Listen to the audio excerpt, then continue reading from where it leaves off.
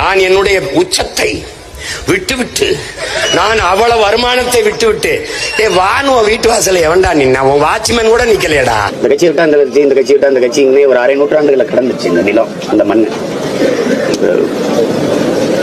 தம்பி எல்லாம் வரும்போது இன்னும் கொஞ்சம் வலிமையா இருக்கும்னு நினைக்கிறேன். இப்ப நம்ம ஒரு ஆளே எழுத்து எல்லா பக்கம் சட்டம் செய்ய முடியல. அப்ப அவர் வந்தா இன்னும் கொஞ்சம் ஆதரவா இருக்கும். அதனால அவர் வரணும். அவருக்கு இன்னைக்கும் மதிப்பு இருக்கு. இந்தியாவிலேயே அதிக சம்பளம் வாங்குற நடிகர் தமிழ்நாட்டில் அவர் தான் முதன்மையான நடிகர். உண்மையிலே பார்த்தா அவர் தான் இப்போதைக்கு சூப்பர் ஸ்டார். 150 கோடி அவருக்கு சம்பளம், 30 கோடி வரி போனாலும் 120 கோடி அவர் கையில் இருக்கு. அதை பொருள்படுத்தாம வர்றாருன்னா சரி, வரவேற்க வேண்டியதுதான். தமிழர்களுக்கு நிறைய கோடிக்கணக்கான பிரச்சனை இருக்கு. அதுல போராடுறதுக்கு நிறைய தலைமைகள் கட்சிகள் தேவைப்படுது. உங்களை எதுக்குறது, இவர் எதுக்குறது, அது எதுக்குறது அப்படி இல்ல. மாசத்தின் சொன்னதுதான். வன்முறையின் மீது தீராத காதல் கொண்ட மன நோயாளிகள் அல்ல நாங்கள். எல்லாரும் எதுக்கணுங்கிற ஒரு பெரிய இது ஒரு மன நோயாளிகள் அல்ல நாங்க. சரினா சரி, தவறுனா தவறு. அதுல தம்பி விஜய் வரட்டும், வாழ்த்துறோம் தான் சொல்றேன்.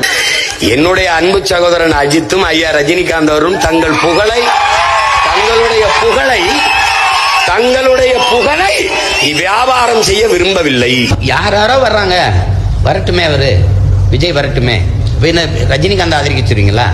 ரஜினிகாந்துக்கு எனக்கும் சம்பந்தம் இல்ல. விஜய் என்னுடைய தம்பி.